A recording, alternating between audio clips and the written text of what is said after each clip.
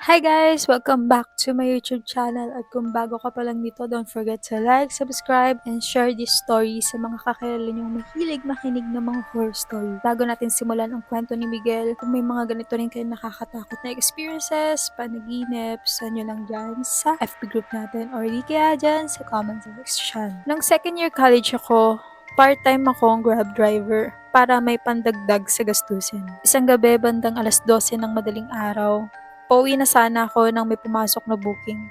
Nakaset kasi ang app ko na tumanggap lang ng mga pasaherong along the way.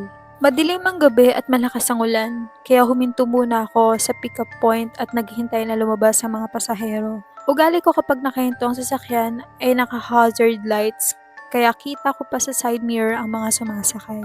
Sa rear right passenger door, sila sumakay. Sa pagkakatanda ko, 3 silang pumasok sa sasakyan. Habang bumabiyahe, tahimik lang ang lahat. Hanggang sa kalagitnaan ng biyahe, bigla akong napatingin ulit sa salamin.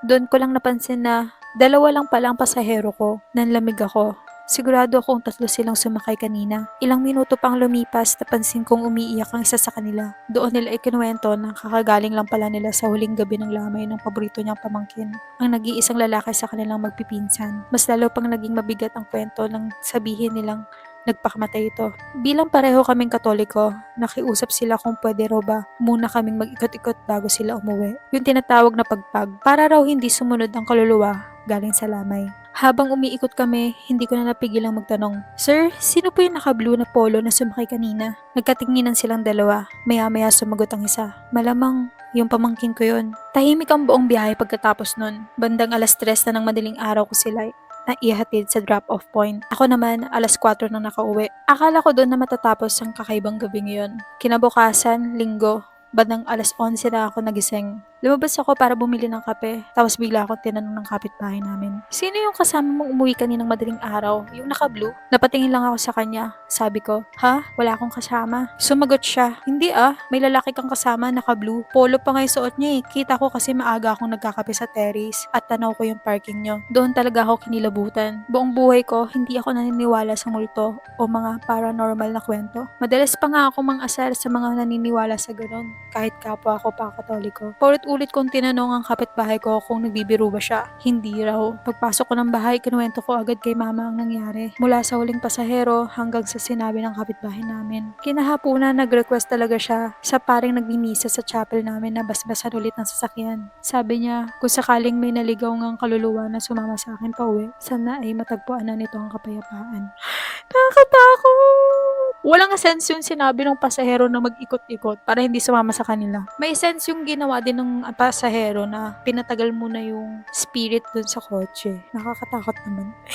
Kasi mas nakakatakot kasi nga hindi lang siya yung nakakita sa spirit kundi yung kapitbahay pa nila. Hindi, wala naman siya pinagsabihan kundi siya lang talaga nakakaalam ng suot nung namatay.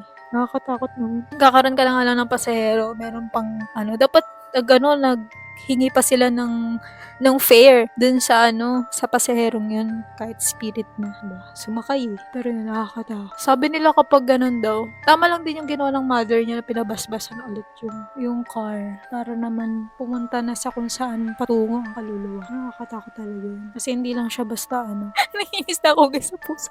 Kada mag-shoot ako talaga. Mahilig sila dito sa stand na to. Nakakasandal kasi sila dyan kasi may 4 na corner yan. Tapos nakakasandal sila. As in fit na fit sila. Kaya gustong gusto nila dyan. Nakakainis. Pero yun, kung may mga ganun kayong story, saan nyo lang yun sa FB group natin. Nakakatakot yung kwento ni Miguel. Sumama sa kanya yung ghost. Malay mo, hindi lang sa kotse. Bigla, syempre, kumapit na sa kanya, hindi lang sa kotse yun. Malay mo, pinapasok na pa sa bahay. Dapat yung bahay din pinabasbasan, di ba? So yun guys, I hope you like this video. See you when I see you. XOXO. Bye-bye! Go